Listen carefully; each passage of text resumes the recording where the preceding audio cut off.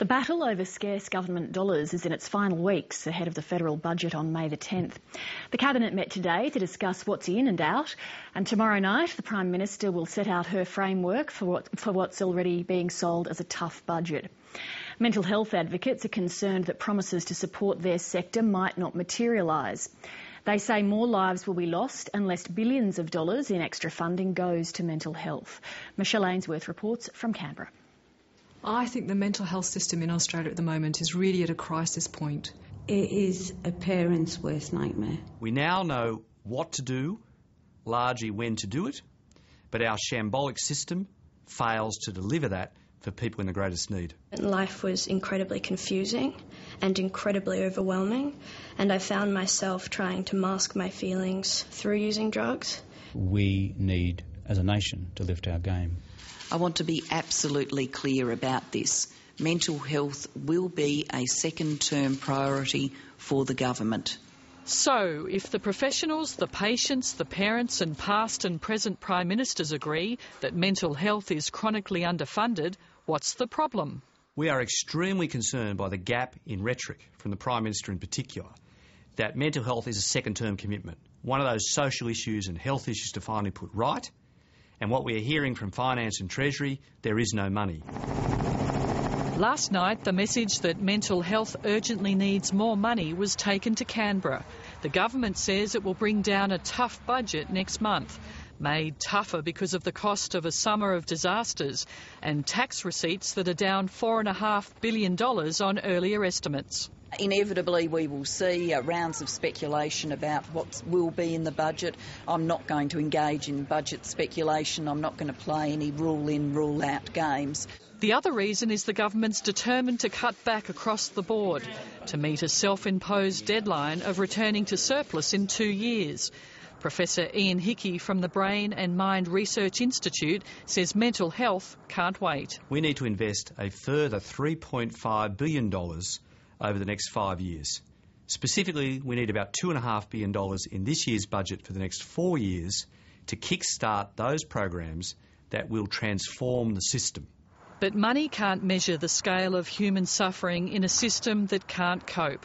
For the past 8 months, Paula Noel's daughter has suffered psychotic episodes that she says are tearing her family apart.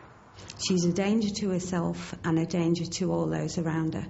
Nobody should have to deal with that situation when they're not qualified to do so.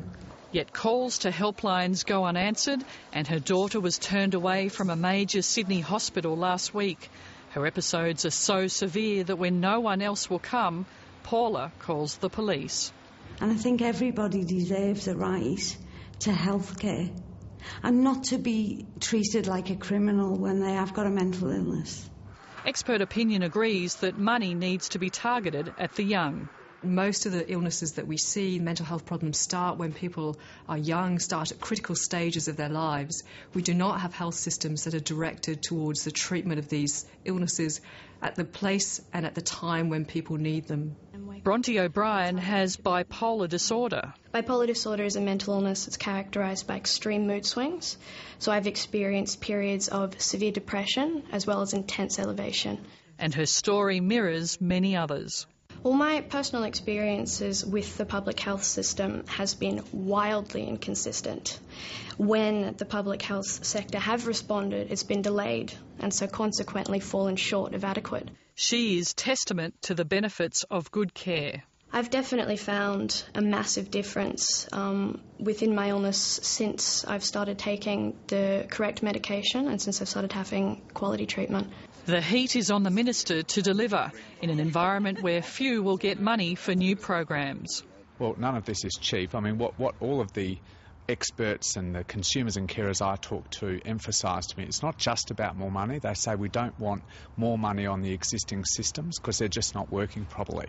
One of the great things about youth mental health is that there are models there that are very new, very innovative and now being scaled up, and what people are telling me is that they want innovation in the sector, they want improvement, not just more money. Now that will take more money, but it's not just about putting more money on existing structures. Advocates were disappointed with last year's budget and say it's time to get serious and honour an election promise to make mental health a priority. At this stage in the budget cycle, we are again terrified about a tokenistic investment in mental health. We've been trying to get mental assistance, i.e. hospitals, some form of treatment for her, and we've just been on this merry-go-round for the last 8 months. I have to be optimistic that things are going to change, otherwise I think I just pack my bags and take up orthopaedic surgery. It makes me feel like there's a fight that I have to win, and so I'm going to keep fighting for it.